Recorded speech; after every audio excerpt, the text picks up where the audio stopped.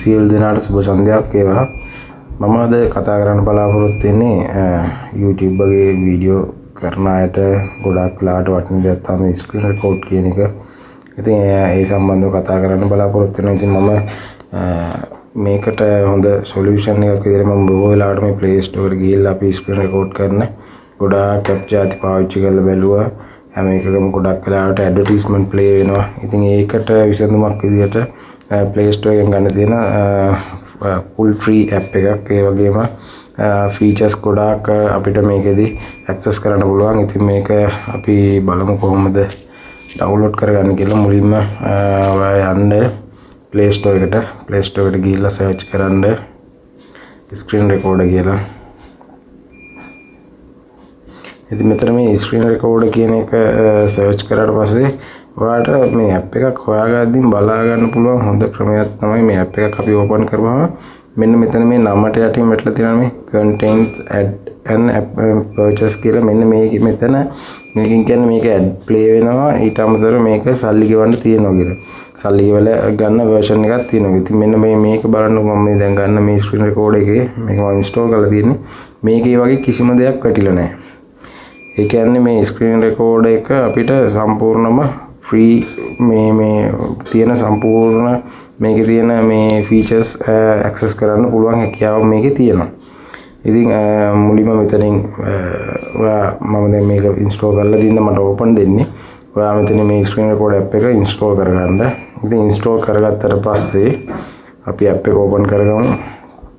මම දැන් මේකෙන් තමයි මේ ස්ක්‍රීන් රෙකෝඩ් එක කරන්නේ. ක්වොලිටි එක චෙක් කරනත් එක. ඉතින් ඇත්තටම හොඳම තත්ත්වයේ තියෙන ඇප් එකක් මේක. ඉතින් මේකේ අපි රෙකෝඩින් එක මේ විදිහට යනවා. එතකොට මෙතන මැද අපිට ටච් කරලා පුළුවන් මේ රෙකෝඩින් එක ඔන් කරගන්න. ඉතින් දැන් ඔන්න මේ විදිහට රෙකෝඩ් වෙනවා. ඊට පස්සේ අපි රෙකෝඩ් වුණාට පස්සේ ඒ ෆයිල් එක මෙන්න මෙතනින් බලා ගන්න පුළුවන්. මේ තියෙන රෙකෝඩ් වෙච්ච ෆයිල් කීපයක්. ඉතින් මෙතන ඊට පස්සේ අපි ස්ක්‍රීන්ෂොට් ගන්නවා නම් ඒවා මෙතන පෙන්නනවා. ඊට අමතරව අපි ඩිලීට් කරපු එකක් තියෙනවා නම් ඒක මේ දින 30ක් යනකල් මේකේ මෙන්න මේ ඇප් එකේම මේ රීසයිකල් බින් එක මේ වගේ තියෙන හදිසියක් වුණත් අපිට ගන්න පුළුවන්. ඊට අමතරව මේකේ අපි දැන් settings වලට එහෙම ගිහිල්ලා බලනවා. settings වලට එහෙම ගියපුවාම මේකේ සාමාන්‍ය අර අපි මේ ප්‍රීමියම් ඇප් එක කියන්නේ අපි මේ පර්චේස් කරලා ගන්න ප්‍රෝ version එක තියෙන සියලුම දේවල් මේකේ තියෙනවා. ඒ කියන්නේ මම පාවිච්චි කරලා මම try කරපු ගොඩාක් දේවල් ඔයාලට මේක ගත්තාම බලා ගන්න පුළුවන්. මේ features ටික අපි ගන්නවා නම් ඇත්තටම ඇප් එකකින් ඔයා කරනවා නම් අනිවාර්යෙන් සල්ලි ගෙවල මිසක් මේ ටික අපිට ගන්න බෑ. මේක ඇත්තටම අර අපි මේ බබල් බටන් එක ඒ කියන්නේ අපිට මේ ස්ක්‍රීන් රෙකෝඩ් කරනකොට මේ ස්ක්‍රීන් එක අයිනට එන පොඩි බබල් බටන් එක ඒක ඔන් කරගන්න පුළුවන් ඕන නම් මෙතනින්.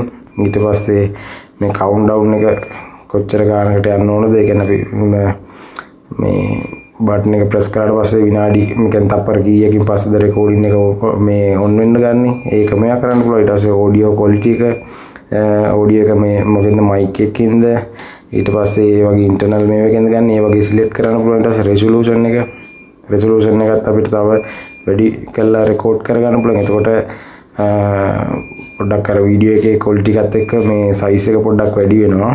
ඉතින් අපේ මේ ඔරියන්ටේෂන් එක ඊට පස්සේ ගොඩක් වෙලාවට මේ ඔටෝ ඔරියන්ටේෂන් එහෙම දාගන්න පුළුවන්. අපි ස්ක්‍රීන් එක මේ හැරුවොත් එහෙම ඒ වෙලාවේ රෙකෝඩින් එකත් අනිත් පැත්තට හැරිලා රෙකෝඩ් වෙන්න ගන්නවා. ඉතින් මේ ක්වොලිටි එකත් අපිට තීරණය කරන්න පුළුවන්. හොඳ හයි ක්වොලිටි වීඩියෝ රෙකෝඩින් එකක් ඕන කරගන්නත් මේකේ අවස්ථාව තියෙනවා.